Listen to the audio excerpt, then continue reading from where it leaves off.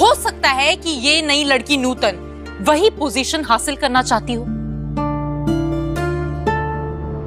वरना आप सोचिए ना, अचानक से कुलभूषण जो बिल्कुल पंडित बृजभूषण जैसे दिखते हैं, वो अचानक से कहां से आ गए और इतने सालों तक कहां छिपे हुए थे, और अब जाके वो अपनी बेटी को इंट्रोड्यूस कर रहे हैं, सबके सामने ला रहे हैं।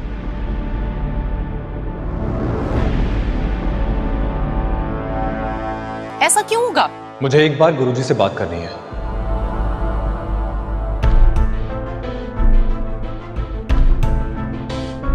क्या बात करनी है तुम्हें गुरुजी से? अपनी तसल्ली के लिए, इस मैटर को खत्म करने के लिए मुझे उनसे मिलना है। खत्म तो हो चुका है ना अनी, अब और क्या खत्म करना है तुम्हें?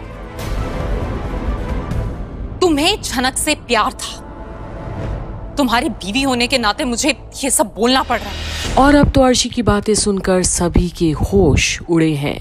क्या क्या बोले जा रही है वो। लेकिन अनी, अब वो लड़की इस दुनिया में नहीं है, वो मर चुकी है, वो वापस नहीं आने वाली। अरे उसकी तो बॉडी तक नहीं मिली, कोई सुराग नहीं मिला। तुम ही बताओ, बिना कॉन्स्पिरेसी के या बिना किसी साजिश के कैसे हो सकता है? आई एम श्योर इन लोगों ने मिलके ये साजिश रची थी। और अब तो अर्शी की ये बात से साजिश रचने वाले ये नए गुरुजी जैसे लोग ही हैं। उसकी माँ सृष्टि और तेजस तो बिल्कुल भी नहीं। क्या इस पर विश्वास करता है अनी?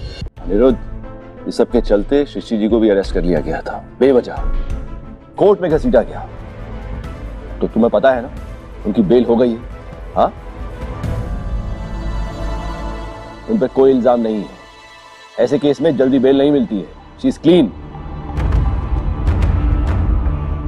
और जो काम पुलिस का है वो पुलिस को करने दो, तुम इन सब में मत पड़ो।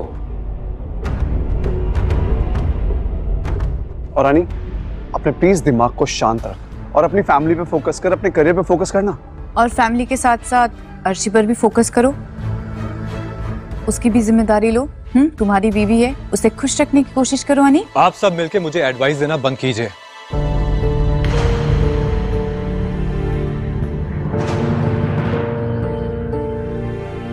अडल्ट हूं मैं, अपने लाइफ के डिसीजंस खुद ले सकता हूं, राइट? ऑफ कोर्स अनी, तुम एक अडल्ट हो, तुम अपने डिसीजंस खुद ले सकते हो। लेकिन अगर तुमने सही डिसीजन लिए होते ना, तो आज तुम्हारी जिंदगी का ये हाल नहीं हुआ होता। और अब अनी अपनी माँ की ओर देखता है। क्या उन्होंने कभी उसे समझने की कोशिश की है या बस लोगों की बातों में आती रही? अर्शी को हम इस घर में कब तक रोक के रखेंगे?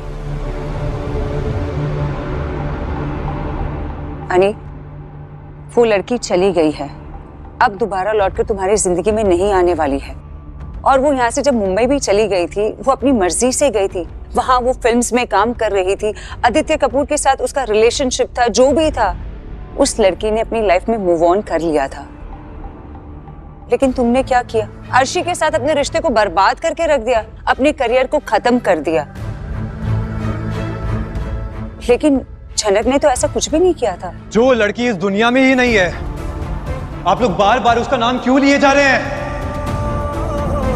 और बार बार अनी, झनक हो या उसकी माँ, किसी के भी बारे में ये सब सुनने के लिए तैयार ही नहीं।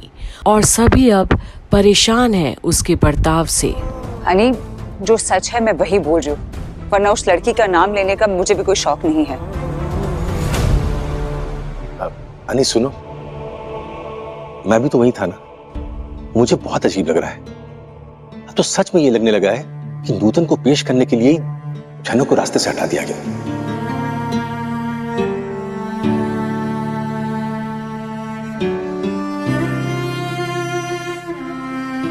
वरना इतने तामझाम के साथ एक नए डांसर को सबके सामने क्यों लाया जाएगा? और अब अर्शी देखती है अनी की ओर। काश अनी समझ जाए अब तो बात। अब तो वो भी अनी से वही बात बोल रहे हैं जिनकी बात की अहमियत होती है हमेशा अनी के जीवन में, जेठू। पर क्या अनी सुनेगा? और फिर वो दोनों आदमी एकदम एक जैसे दिख रहे थे। कुलभूषण तो हूबहू पंडित बृजभूषण की तरह दिख रहा था। और वो इतने साल से कहां थे? और मुझे कैसे यकीन हो कि इससे पहले वो स्टेज पर कभी नहीं मिले थे। एक दूसरे से बात नहीं की थी। जेठू, मैंने भी उनसे बात करने की बहुत कोशिश की, लेकिन नहीं कर पाया मैं। लेकिन मुझे पता चला है कि कल वो कहीं पे जा रहे हैं।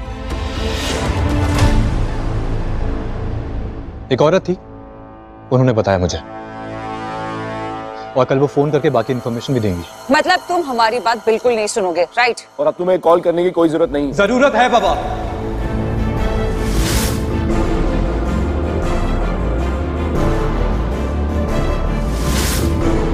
मैं इस राज की जड़ तक पहुंचना चाहता हूं। क्यों? तुम इसकी जड़ तक क्यों पहुंचना चाहते हो अनी? तुम्हें मिस्ट्री क्यों सॉल्व करनी है?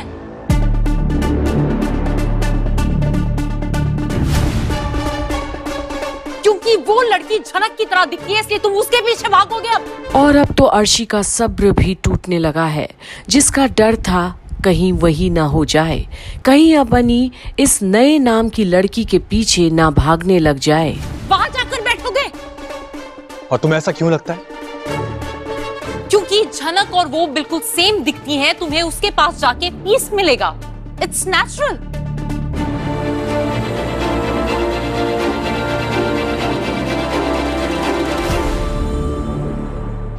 तुम्हारे साथ ना कुछ भी पॉसिबल है नहीं। और अब तो अर्शी की बातें सुनकर घर वाले फिर से परेशान हैं। एक बार फिर वो खुद ही अनी को धकेल रही है उस दिशा में, उस रिश्ते की ओर जिस दिशा में वो नहीं चाहते उनका बेटा एक बार फिर से जाए। झनक के साथ कंपैरिजन करेगी तो अनी तो जाएगा ही, इसमें क्या कोई संदेह है? पर अब आखिर होगा क्या यहाँ जहाँ बैठक बैठी है झनक नाम की। बने रहिए झनक की सारी अपडेट्स के लिए यही कंप्लीट बॉलीवुड पर कि आखिर अनी भी क्या करे। जब दुनिया करे सवाल तो वो आखिर क्या जवाब दे कि झनक उसके लिए आखिर क्या मायने रखती है अब भी। अर्शी बेटा प्लीज जाने दो, अभी कुछ मत बोलो और ये मैटर अभी खत्म ही होने वाला है। कुछ मत बोलो? आंटी अभी भी आप मुझसे कह रही हैं कि मैं कुछ ना बोलूं? कब तक आप लोग मेरा मुंह चुप करवाते रहेंगे? कब तक मैं ना बोलूं? कब तक चुप रहूं मैं?